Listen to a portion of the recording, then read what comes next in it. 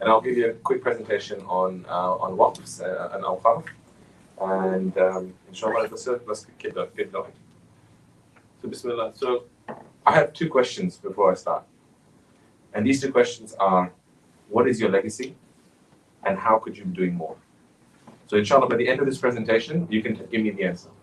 That's the plan, okay? So listen out, let me know the answer at the end. Inshallah. So let's go, Bismillah. So I want to go back in time.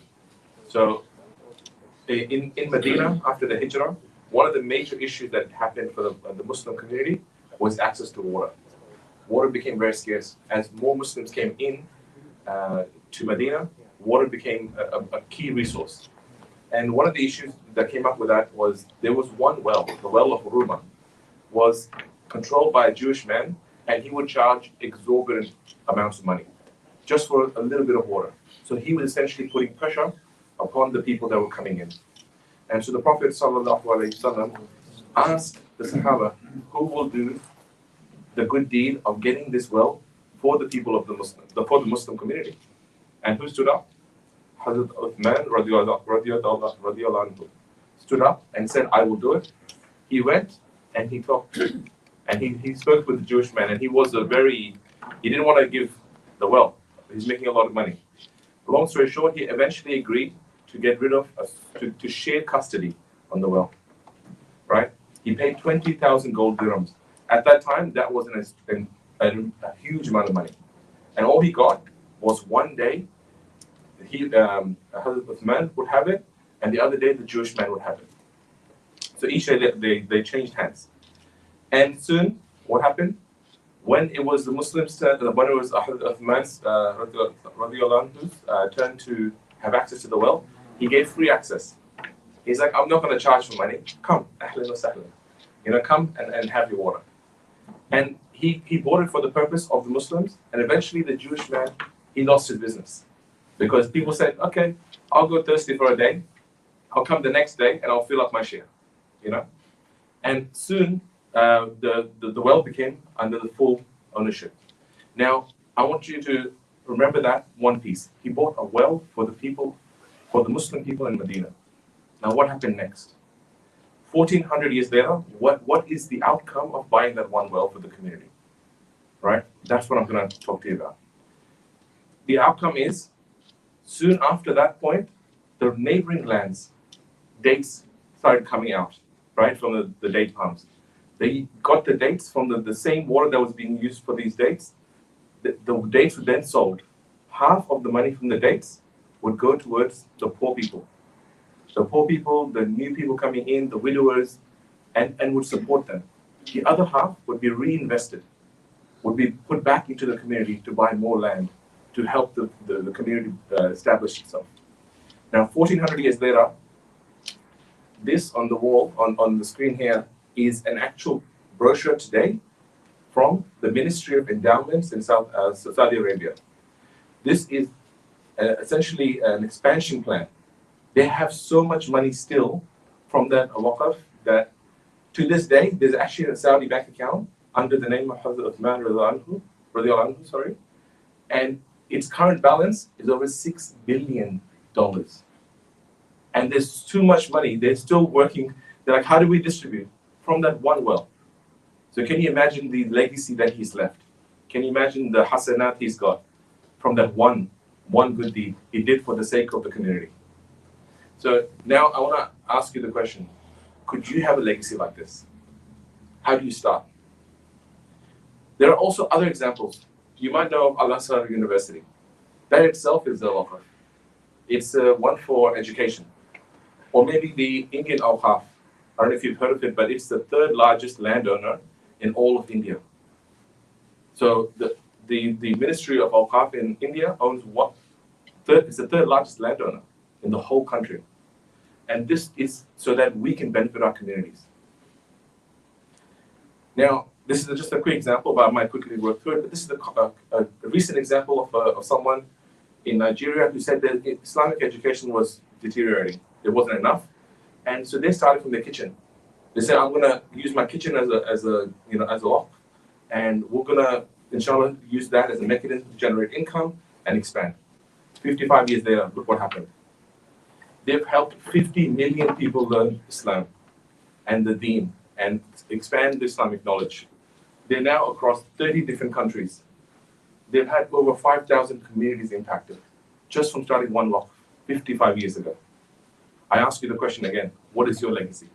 How could you be doing more? Now you've seen a couple of examples. Now, what is a Waqf? All right, let's define it. It essentially is a type of charity where you put properties, asset like lands, building, cash aside permanently, right, for a charitable cause. And the intention is it cannot be sold, inherited, or transferred. It is essentially given from you to Allah. And He's the owner now of that piece of land. That's the intention. That's what a Waqf is. Now, from that, any income that gets generated from that asset is then used for the purposes that it was granted for. For example, orphans, maybe.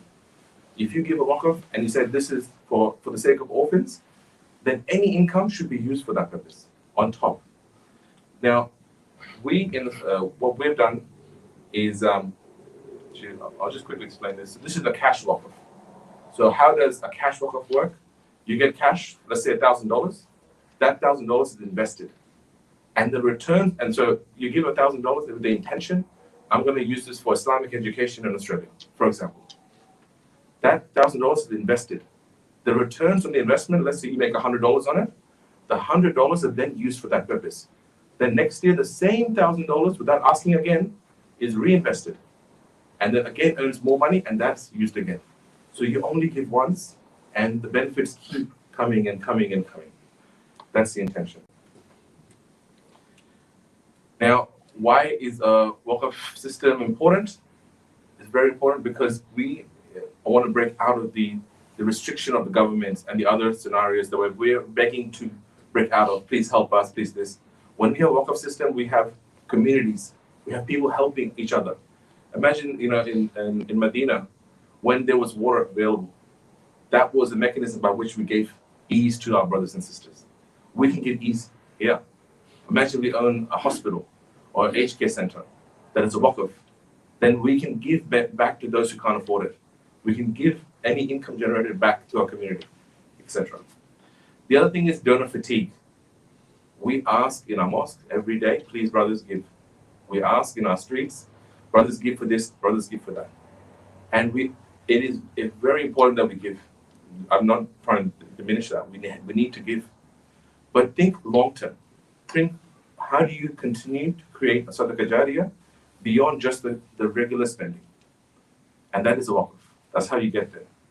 So it gets rid of this donor fatigue because you're moving some of this money in with the intention of creating a forever legacy, right? While also acting on a daily basis to affect the real people, like people in Gaza. We have to donate, right? Absolutely. But what if you move a little bit of money into a Waqf in the meantime to start building the framework, the infrastructure that solves us and our community's problems here today? So it's a bit of both. You have to do both. Now, Awqaf Australia, we're making this possible in Australia for the first time in 4 different ways, right? The first one, in the top left, if you don't have a lot of money, you're not sure where to start, but you want to be part of this Waqf revival, right? There are 14 general Waqfs we've established already, with 14 different causes. You can give whatever you feel like, be it $50, $100, $1,000, $10,000, hundreds of thousands, whatever you want. You can give into these 14 Waqfs. And in that, actually, 10 of them are tax deductible. So you can get a tax benefit as well. So have a look at that. The second is my favorite one, right? A personalized Waqf for your family or your business. Imagine something that you can hand over to your children after you're gone, that they become the custodians of, or their children. Imagine a Waqf for your family that is established and has an identity. Imagine you have 4 key things you're very passionate about. Maybe it's orphans, maybe it's children, the poor children, education for children, or maybe it's feeding the poor, or maybe it's welfare support for people who are widowers. It could be any of them, but that becomes your identity. And so we help establish family Waqfs in your name, and business as well. The third is assets. If you have an asset that you want to create into a Waqf, we are now able to do that for you. We can help streamline the management of it, and the administration aspects of it. And the last is bequest or will. In your wasiya, the 1/3 portion that you can give to anyone, we highly recommend you should keep a waqf to outlive you. Something that goes beyond your life. And you should put that in today into your wills. So we can help along that way as well. Now, there's a lot of benefits here. I'm not going to go through this. But basically, you can get a tax deduction. If you've got excess cash, dividends, etc., you can use that. If you're looking at strategy for how you give structured giving, kind of what I spoke to you about already, that's all in here. Or maybe some businesses out there, they want to make sure that they are sustainable, that they're earning a lot of money, but maybe 1% they should be putting towards the waqf. Why not? 1% of your revenue does nothing to you, but it creates an akhirah for you. Why not? So there's many benefits for this. Now here are the 14 that I spoke about. So you can see on the top left, Islamic and Quranic education waqf, youth innovation, masjid building restoration, the general waqf, which I can explain. The ones at the top are non-tax stuff.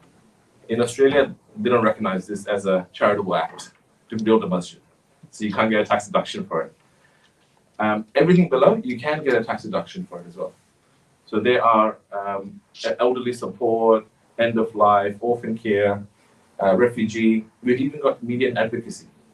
After the recent, propaganda and the way that we've been diminished in the media, we need people to be in the media space to create and fix these false lies that get spread around our community.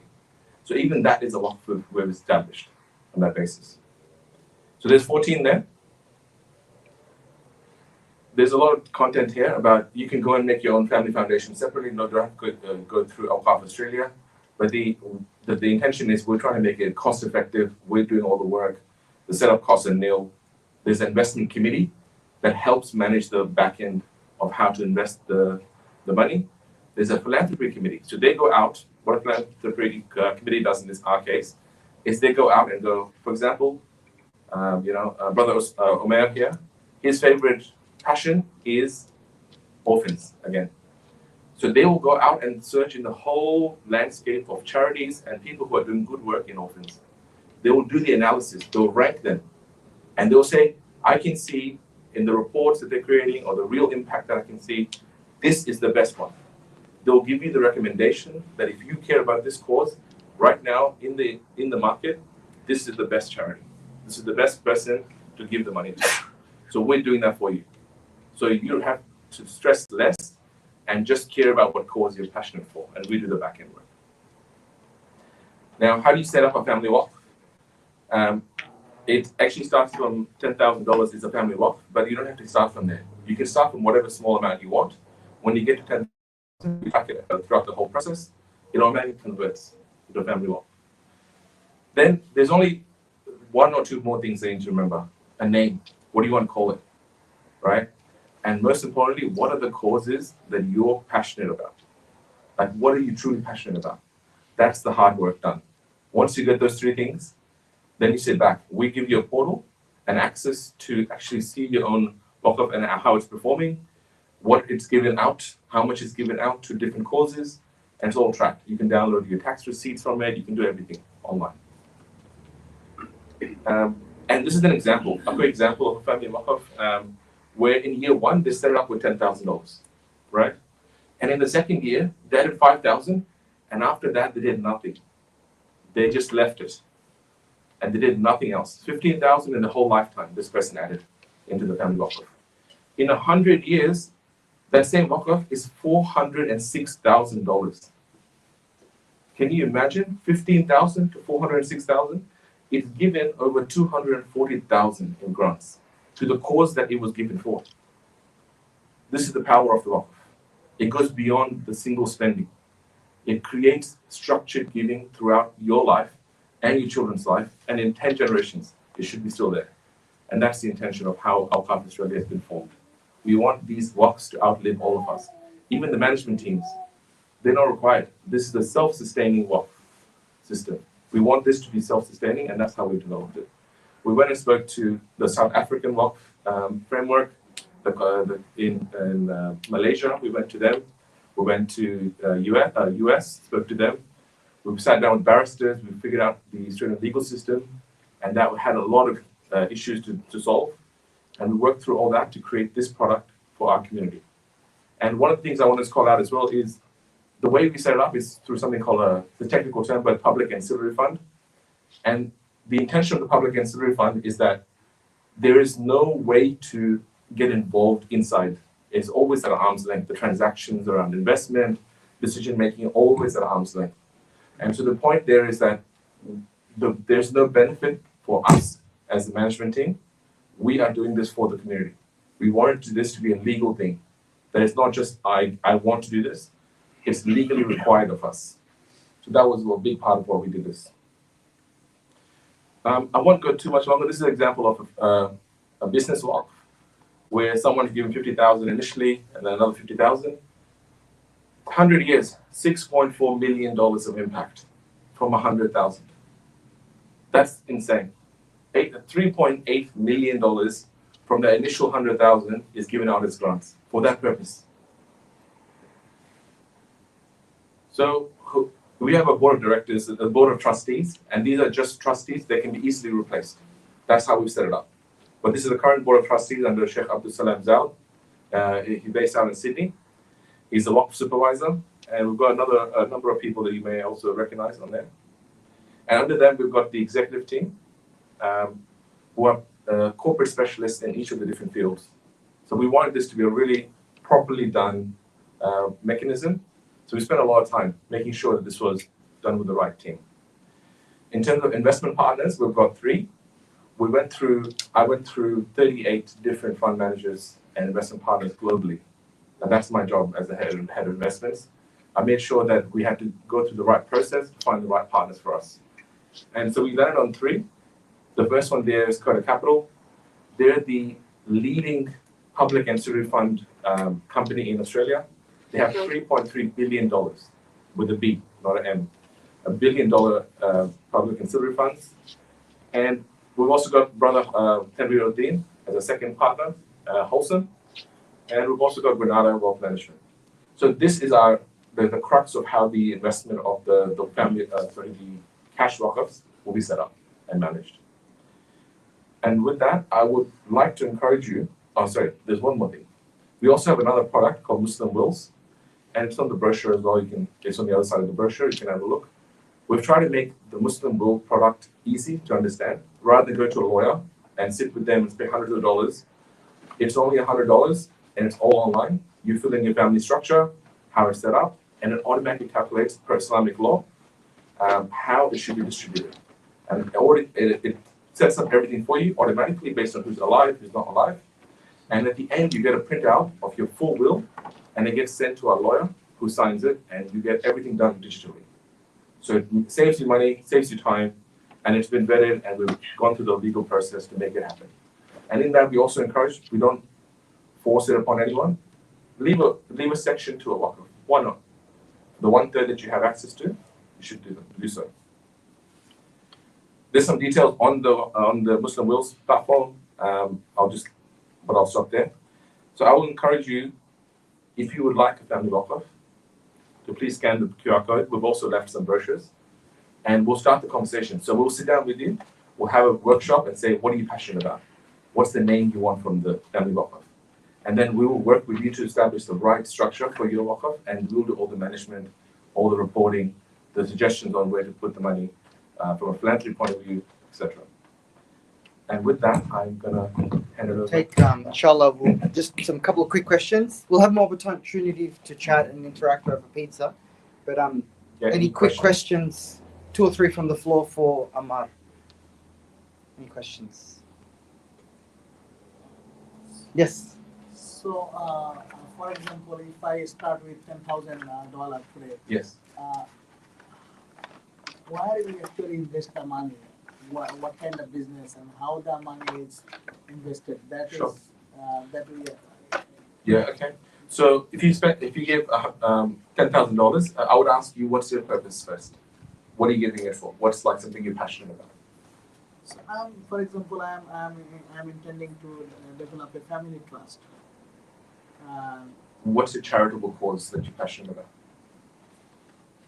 maybe I will help the orphan. Orphan. Okay. Yeah. So you would give $10,000 for a family as a family Waqf, and we'll set one up in your name. Then the $10,000 is invested across our 3 fund managers. So these 3 fund managers, they manage the back end of how the investments are made. So all Sharia compliant, and they're structured across multiple things. So gold, real estate, in Australian equities, Australian stock exchange, international stocks, etc. The idea is to maximize in a Sharia compliant way the money, because we want the whatever's made from that initial 10,000 on top, that's what's used for the purpose. And we want to make sure that it makes money consistently. So we have to structure it with the right fund managers. And 3% is your the service fee. Yeah, so that's the 3% covers everything, not us.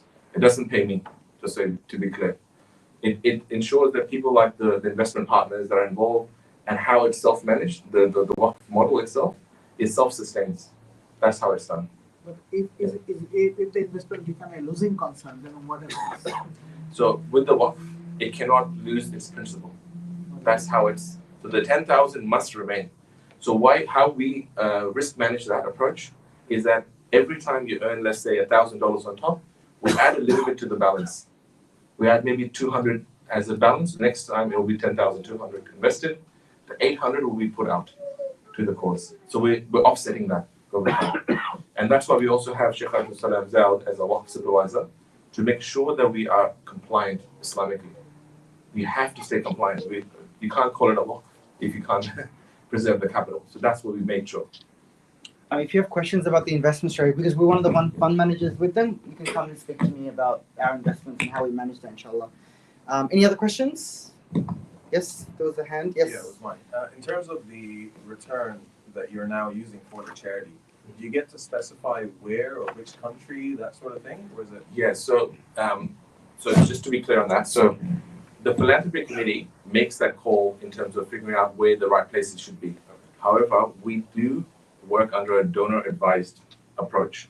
So if you have a particular interest of where it should be, we will take that into consideration. But just to be clear, the money once it's given is a donation. It's not an investment scheme. It's a donation. The responsibility of managing the donation is upon Awqaf Australia now. But they will do the best they can to ensure that it goes to the place that you would personally want it to go. They will do their best. Yes. Brother Simon, 100%. really great thing to start in Australia. So how much percentage of that returns when you get is actually going into the cause? Yeah, that's a good question. So under the public ancillary fund requirements, there's a minimum of 4% every year that has to go out from the Waqf. So minimum 4% has to go out. We're targeting about 9+% at the moment. Sorry, Yeah. I'll rephrase the question. Sure. So let's say your brother invests $10,000 Yes. and you've got 10% returns for the whole year. Yes. So that's $1,000 going profit, whatever.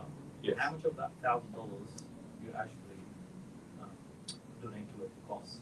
So the question was just so $10,000 invested, you get $1,000 back. How much goes back to the cause? At the moment, it's a minimum of 4%, so $400 will have to go.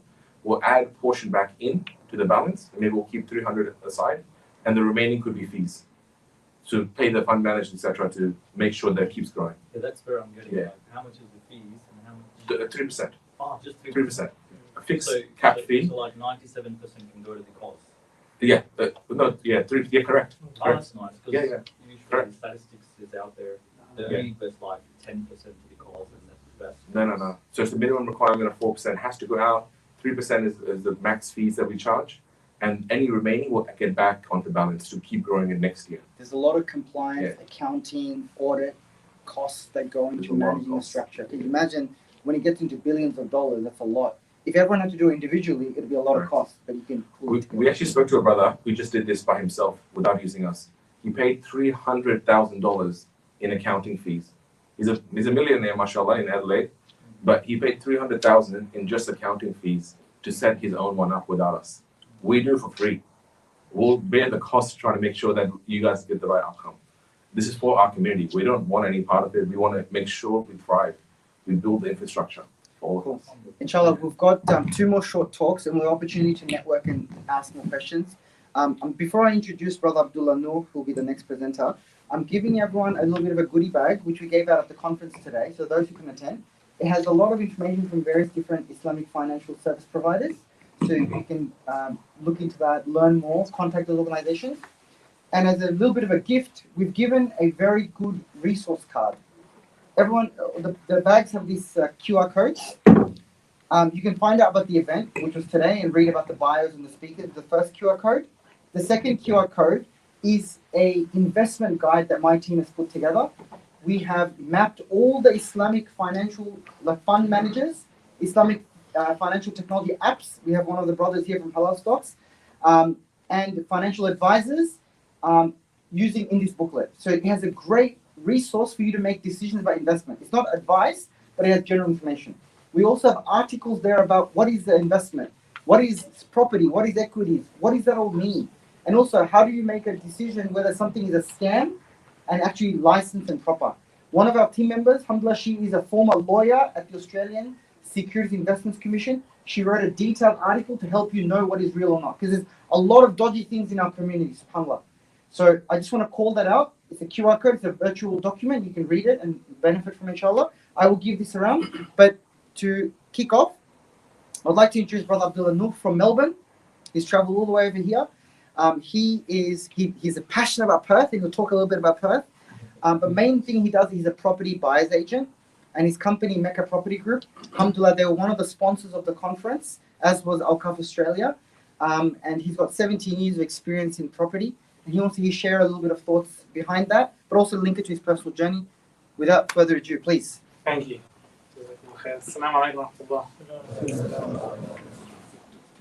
I don't really have a presentation, so you're just going to have to look at me for this session. And my product isn't as good as the Waqf, because what better return on investment can you get than the Sadaqah Jariyah after you pass away, subhanAllah. So it's such an amazing product that they have. Ammar and I share a very personal relationship. We actually went to Hajj together, including Brother Ramsey 2 years ago. And they say when you meet a brother at Hajj, the relationship is a lot closer than almost your sibling. So we share a special bond. So it's an honor to be up to you. I suppose what I want to talk to you guys about today is more about how do you create generational wealth, right? So how do you create wealth now, and then how do we actually create generational wealth for our families and our children? How can we pass that on so that we could all have basically a stake at the table? I know Perth is a very, very interesting place. We started purchasing a lot of property here in 2020 and 2021. And I think you can see what's happened in the Perth market over the last 4 years. And I think initially in 2022, a lot of the locals here were thinking, well, what's happening? Is it just another boom bust market? But I think what we can categorically say is that it's backed by a really, really strong economy. And we're seeing a lot of migrants come through to WA just to backfill the work that's available, and because the migrants are coming, there's a shortage of housing, and that's what's causing the prices to go up. But it's still probably one of the most affordable cities outside of Darwin. It's still, in terms of household income over debt, it's certainly one of the most affordable markets still in the country. Over in Melbourne, we're a little bit depressed because the market there is very sad. It hasn't performed quite well over the last 7 years, but I don't believe that there is a recession-proof market. I think every market will go through its own cycle. Perth woke up in 2020 and 2021, and it will continue to grow, but I think there's other markets around the country. So I suppose what we do at Mecca Property Group is we help our clients buy investment properties. We teach our clients how to become a self-funded retiree, and we help them build a portfolio, not in the same suburb that you live in, but we look at the whole national landscape. I think if you were to buy an investment property yourself, you probably buy it in the same suburb that you live in because you know the area very well, and you'll probably do a better job than a buyer's agent. But sometimes having a national view of the market can open up a lot more opportunities. So that's essentially what we do. Has anyone here worked with buyer's agents before, or? Yeah? But good and bad experience. because some of them, like they will ask you for upfront money. Obviously, they're working on it for you. Yeah. But then they just stand after showing you a couple of properties, and some of them are really good. Yeah. Like, you can build really good relationship with them. Yeah. And then work with them for a long term. I mean, if you are an investor. Yeah. So you found value out of the good ones, but the bad ones just Yeah, they're different. Yeah. Out there. Yeah. No, I think that's like that in every industry. I suppose due diligence is important on who you're working with. Yeah, but that the idea and the plus part of working with buyer's agent is like you're cutting out the retail market. Yeah. So that's the idea. If the property is already listed out there, then you've got like much more buyers coming up, and you have less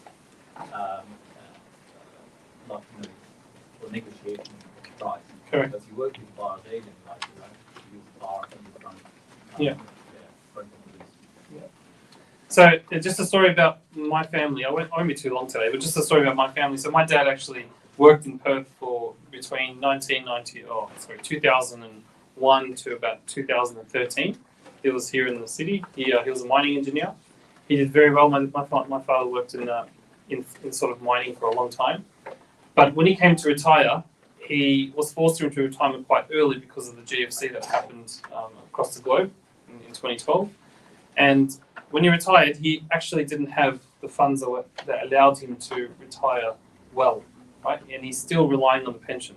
So it's, I suppose for everyone that's here, it's start thinking about what that retirement looks like and just be maybe proactive about helping, building a strategy to help you get there. Sometimes buyer's agents can help. Sometimes, just speaking to a good financial advisor can also assist as well. But yeah, that's all I really had to say. So I think, my personal story is I'd like to, very, very passionate about helping our community get into investments. I'd say, I think I said this earlier today, 80% of my clients are non-Muslim and they've all done very well. 20% of my clients are Muslim, but they're also 80% of my problems. And it's not because, it's not because of their personality, it's because they probably just lack the financial education or the financial literacy on how to create wealth. And there's a lot of, we come from very conservative backgrounds where we don't like to, we're very risk averse. So we like to hold too much cash in the bank because it helps us sleep at night. But then the cash in the bank is actually getting devalued over time. So, sometimes it's good to take, calculated risk because it helps you get further later down the track. So I think, financial literacy for our community is very, very important. And it's something that, I think is underrated. But, inshallah, look, we're in this space to try and help as many people as possible. Yeah. Is your kind of business only work in commercial space or? No, residential and commercial. Yeah. Both? Yeah, both. Yeah. That's one. And the second one is when you're dealing with any prospective buyer, do you guys have any sort of products where you share a property between the buyers, or is it usually one buyer, one property? Yeah. So we don't share properties. The question is, do we share properties with buyers? No, we don't. We facilitate the transaction for buyers. So a typical client of ours would come to us and they would, have a certain amount of cash in the bank, and, we go through their profile. But it's very important when you're building, if you want to create an investor mindset, it's very, very important to understand what goals you have, right? So where do you want to be in 15 years' time? Right? We obviously, in DIN, we understand that everything, our visit is preset and predetermined. You still have to tie that camel. You still have to plan. So if you understand what your end goal is, then you can essentially build a strategy around how do you achieve that. So if you're looking for passive income, you wouldn't go buying 15 brand new houses, right? You'd probably go buy a house in a big block somewhere in Gosnells or around here, right? And then you call Brother Nasir, who'll build you 2 granny flats in the back. And then you're on passive income. You got $1,500 a week in income, right? So it's, so when you're building, so if you understand what your plan is, you can actually buy, and you don't have to buy 15 properties or 20 properties. Most of my clients, 5 to 7 properties is all they need. And generally speaking, it's a really good home, probably in, say, Hillary's in the north. Then it's probably a house in Gosnells because you can value add with a development in the back. Then there's probably a commercial investment property that's probably industrial or retail that's giving you like a 7 or 8% rental yield. Yeah, those three properties there will probably get you $150,000 a year in 15 years' time. Sorry, what I mean was like, is there any sort of product is that if you have multiple buyers and they share in the same property? Like a shared investment scheme. Yeah, that sort of thing. Do you facilitate that sort of thing? Or not really. If you do it with your family, well, we had a brother here that he did it with his family. Brother Ramsey at the back. His family. Sorry, Ramsey called you out. Everyone's gonna come now. They're gonna know you got a lot of money in your pocket.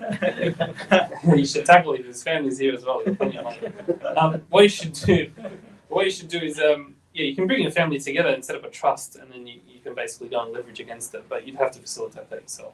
But yeah, we have worked with them.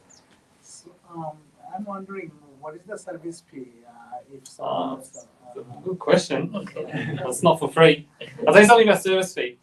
When I talk about 80% of my problems are Muslims, in terms of my clients, because Muslims, for some reason, always want a deal. They always want to hammer me on price. But subhanAllah, when it's non-Muslim, they're happy to pay for a full service. I'm not having it to get you, I'm just saying, generally speaking, that's what happens. But service fees, so it's a fixed fee structure. So under 800,000 is 16,000 plus GST, and over 800 is 2%. But look, it's probably not ideal to talk about it now because it's, first of all, we don't work with any client. We like to make sure we're aligned. I need to make sure that we can actually provide you value. If I'm not going to provide you value, I probably won't work with you. But there's probably other buyers agents that could provide better value. But yeah, that's essentially what our service is. So, for example, if I plan to buy a property under 800,000, then I need to pay you 16,000 in the beginning. Not upfront. No, we split it into two, 8 and 8. 8 and 8. 8 on sign up and 8 once you get the keys. Another 8. Yeah. You look happy, brother. It's the first time. It's the first Muslim brother that's happy about my fee. As your brother mentioned, we have good and bad experience. Yeah. No. Sometimes there some are coming with very good advertisement, very good attitude, but after getting in touch, then all the problems started. Yeah. Look, for me personally, this is my company, right? We've been doing this for 5 years. I've been in property for 17 years. Okay? I like to get to know the client first. I need to see if the client and I can actually, if there's alignment, right? Because there has to be alignment between our values as a company and the client. Sometimes we find clients, they come to us and they're not very honest, right? They have like second agendas. That relationship hurts the business and it hurts the client, it hurts the relationship. So we always make sure we spend a few sessions together before you sign up. Right? You either like me or you won't. There's a question at the back. What about using self-managed super fund? Yeah, great question. Yeah, that's a really good question. So self-managed super fund, it's a great way to get into property. You can actually leverage against it as well. And there are Islamic banks. What does leverage mean? Get a loan. Thank you. Get a loan. So a typical client of mine would have, say, $200,000 to $300,000 in super, and they would go to MCCA or one of these Islamic finance banks, and they'll get a loan against it, and we buy a property for $800,000. Yeah. Okay, so Mecca Property Group doesn't provide a loan. We don't do loans, no. Alhamdulillah, no. I don't want to be in that space. Considering the market, what's the minimum entry point? How much should we target? Minimum entry point's a good question. So we just helped a client last week purchase a property in regional Victoria for $336,000, and it's not a unit; it's actually a house. Hey, don't be shocked. The Gosnells was that price 3 years ago. But we bought a house for him. It needed some renovations as well. The house. But I think if you want to make money in property, I'm going to break it down really simple for you guys. Find a supply constrained product in a high demand market. That's all it is. It's not rocket science.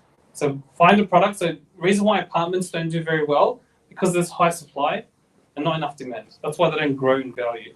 But houses with land behind them, generally speaking, if they're established in an established location, if you go to an open home and there's 15 people through, that's a very good market. If you go to an open home and there's only one person through, probably not right. Right? You can get the feel on the ground. So that's the best way to make money. Any other questions? We might Brother, if you can break it down for everyone, like who qualifies before they actually contact you? What are the Prerequisites? Yeah. To get them qualified, and then what is the process you go through? Yeah. Something. Yeah, I suppose to join to become a qualified client, you need to have either equity in your house or money in your super, or if you don't have either, you could have maybe around $100,000 minimum in cash. In terms of what the process looks like, we will spend a couple of sessions together just to make sure there's alignment between what you're looking for and what we do as a business. And then if there's alignment, then we actually onboard you as a client. We build the strategy. Strategy is very important. And so just one last thing, Tanvir. I know you like to stop me talking, but there's a investor mindset that you need to create an investor mindset when when you're getting into property, right? And what that means is there's 4 things that I want you guys to remember. One is who's on your team, right? So who you have working for you.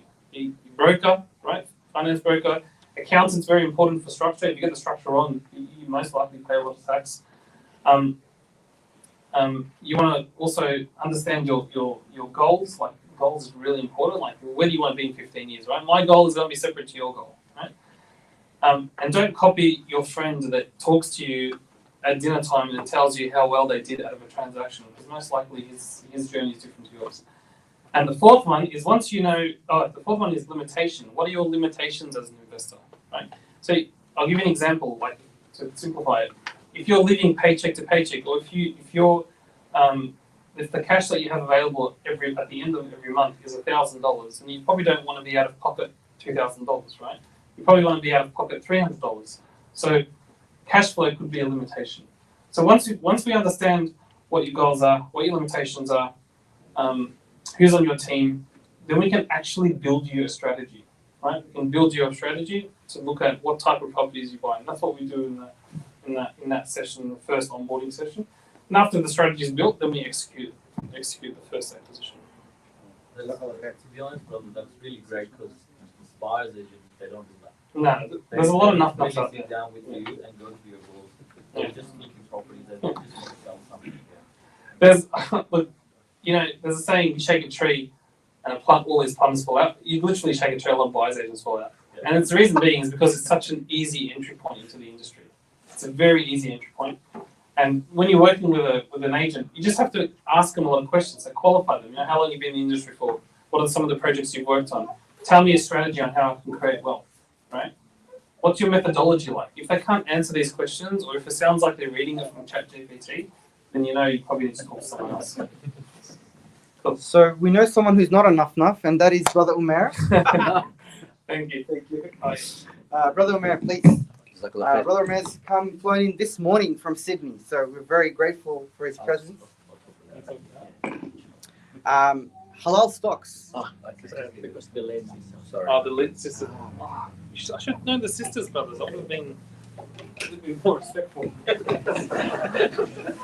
So what, we're not worth your respect? No, we're the boys.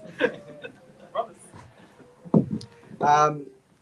Last speaker today is Umair, co-founder of Halal Stocks. They're one of the few Islamic financial technology companies. So think about mobile apps that help you invest, and they give you access to investment opportunities. Oh, me? No, it's okay. Sorry. Oh, right. Okay, sorry. Oh wow, that's loud. The last speaker, Umair Shakur, co-founder of Halal Stocks. So think about having access to a mobile application on your phone that helps you invest, know what to invest into, and provide you with that access in a very easy way with a very low entry point. So we've heard before, $100,000 to enter into some of the property strategies from Brother Abdullah Noor, which is important, of course. And sometimes you need to get to that point, right? So how do you get to the point where you can do these exciting property strategies? One of those people who are doing amazing work is Halal Stocks. So let's hear a little bit from him. Thank you so much. Bismillahirrahmanirrahim. Okay, that's loud. Assalamu alaikum wa rahmatullah. So I'm going to keep it very short and sharp, building on from what the brothers already spoke around Awqaf and diversification. You don't put all your eggs in one basket. You've got property. You guys have different investment avenues. You've got different fund managers. Halal Stocks is just another option out there for the everyday Muslim to be able to grow their wealth passively. So basically like trying to make money in your sleep, with a very low barrier to entry. Like Dr. Tanvir said, property, you need a fair bunch of capital, 100,000 plus to get in. With stocks, you can get in with as low as like $10 a stock or something like that. Quick intro about halal stocks and our journey. So we were born, I guess, out of frustration, donor fatigue.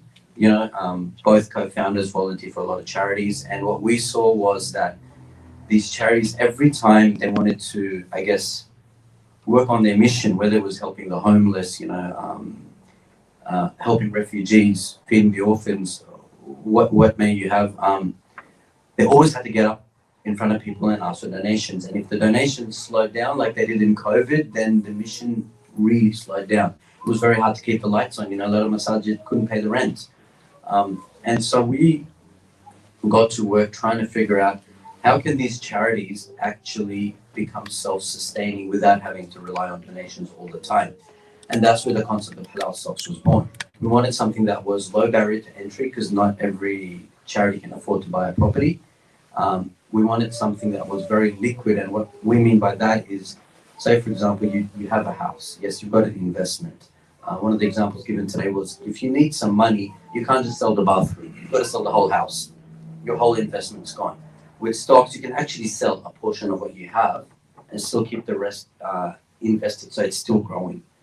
Similar to the concept of Awqaf Australia, where the investment keeps going, you take a little portion and you give it out. So the concept we have with the charities, and we do work with a number of charities on this, is they raise some funds, they invest it using our algorithms. So what halal stocks does is it gives access to the everyday Muslim to buy undervalued stocks in the US stock market. And what I mean by undervalued stocks is stocks that are expected to go up in value in the future. So you buy something low, you wait a few months, and once it goes high, you cash in your profits.